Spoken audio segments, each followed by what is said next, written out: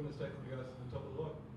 And I just wonder, we're halfway through the competition now and we're on top of the log. That must be a good feeling? Yeah, we won't count our chickens too early. The past 2 seasons we've had good starts and then sort of fallen away towards the back end. So we'll take it game by game. Obviously there are still areas where we can improve with bat and ball.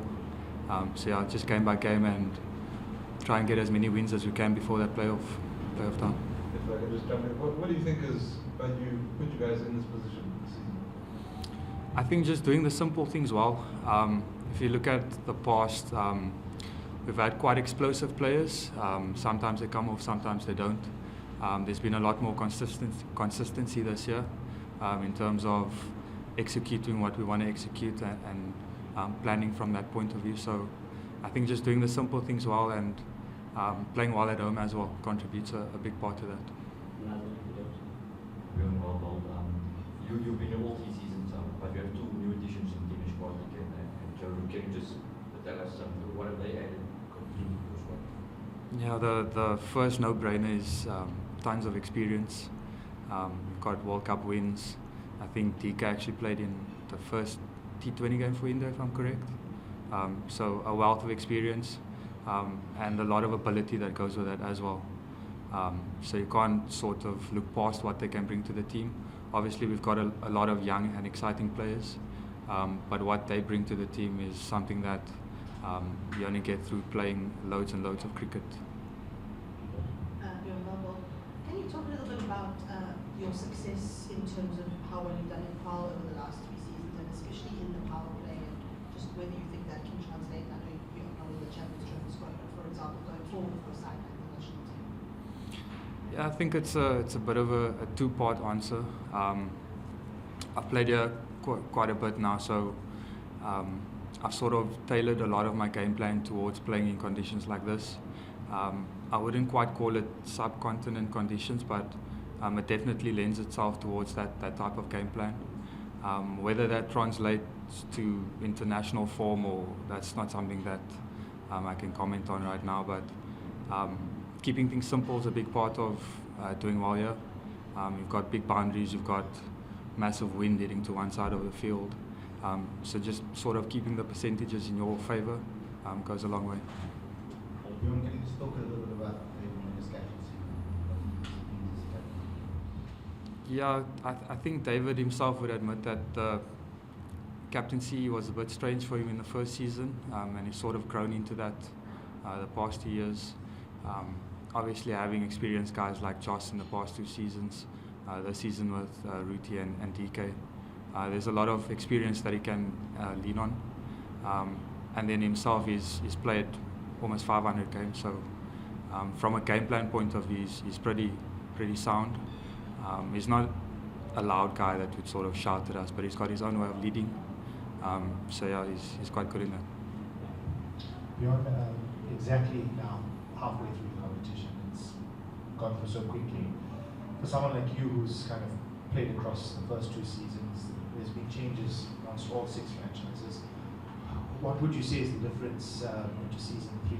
And can you just chat a little bit about how different the level of competitiveness is in this season? Specifically our team? No. In the tournament in general.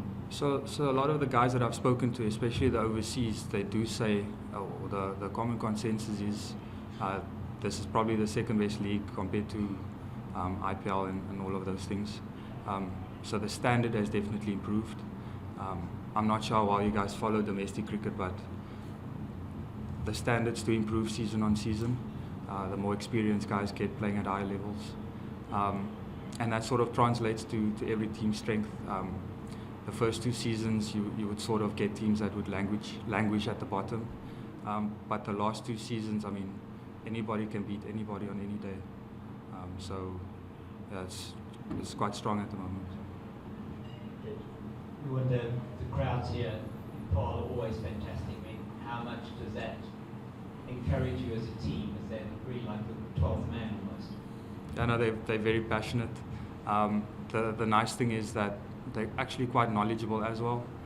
So they do appreciate small bits of cricket here and there. You certainly hear it when you're not doing well, which is a bit of extra motivation as well. But yeah, the vibe here is incredible, and in the future I do hope that we can play playoff games here at the back end of the tournament.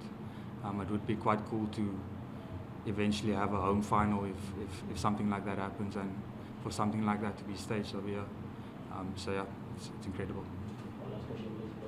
Bjorn, you spoke about domestic cricket, and obviously there are lots of your colleagues in the line side or who don't play this tournament. What do you think they miss out on when they're not part of an event like this? There's quite a few factors to that. Obviously, from a physical point, staying busy, workloads, that sort of thing. I think there's a lot to gain from being a part of these change rooms as well, from an experience point of view, from a knowledge point of view. As fellow domestic players, we try our best to sort of take that back into our domestic setup. But being around these quality guys, you can't really replicate that, if that makes sense. So I reckon that's probably the biggest part that they do miss out, is the small little 1%ers that could take a game to the next level. Stephen, you guys started off pretty well.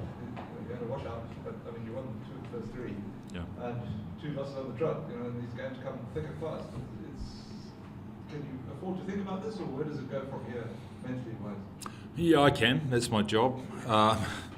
It's the nature sometimes of the tournament. So what I will say, we are a little unsettled. We have a number of injuries that have just disrupted sort of the pattern. So we are away from home looking for combinations rather than settling in and playing good cricket. So I don't like the fact we are unsettled, but it's the nature of where the squad's at right now.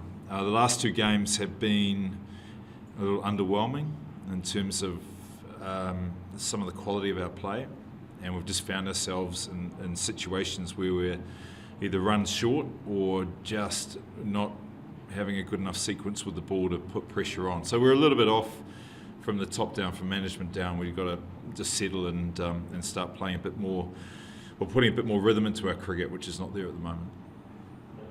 Stephen, just you touched on it, that you had injuries, but Yeah. what can you do in a tournament of this shorter duration? I mean, you've got 3 fast bowlers out. I got five out. 5? Yeah. Okay. Well, I'm not losing sleep over it, it's 5. I mean, is there anything you can do? And just Yeah. how do you manage that? Yeah, there are. You're bringing players up to speed. Some players haven't played a lot at this level. Others have been in and out of sides. So you're trying to give them confidence and opportunity. But I also have to be a bit more certain with the team. And what we are finding is a couple of away games, conditions vary. There's no point playing 4 fast bowlers on this wicket here, and even the next one in PE. So we're trying to be a rounded side. We lost a bit of our engine room at the start of the season. So these games here, we're having to adjust. We've got the talent. We've just got to get the combinations right. And today we were just short on runs, so it didn't really give the bowlers enough opportunity.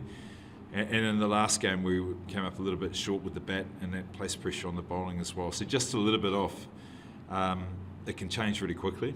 I've been through that, I know that. And probably given the good start we've had, it's probably about right. We're middling, hoping to get better. Yeah. Stephen, you speak about combination and your bowlers being out, but Yeah. in that period, just I put is your senior players like Faf and David Conway and so on, just to build that experience. What's the question? Just how important is the senior players? Oh, very.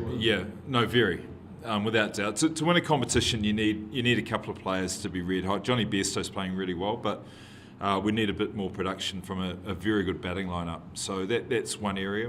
There's not one area, it's sort of across the board. We're just below where we need to be. Even in the field, we got Torda Lesson running between the wickets. So we just need to sharpen up in all areas. And I'll stress, settling on the right side, we've got Tikshana arrived now, who's another overseas option. But we do need to see senior players to step up, 100%. Stephen, now with all these injuries and the unsettled side, you've Yeah. got some positives coming through, something like Donovan Ferreira, for example. I mean, what message do you give to the team and to these players that have got the opportunity now? Just confidence. And look, I back these guys, even though we've got injuries. There is enough talent to be competing better than what we are. But Ferreira is a special case. He is a guy that you're trying to harness that potential and put it into a consistent performer. And I've seen gains, no doubt about it, from year on year, and the way he started this tournament would suggest that he's making good progress. He's been in and close to the national side, which is good. He's getting opportunities around the world to play and learn, and sometimes you don't take those opportunities, but I think in Don's case he is making progress, which is really pleasing.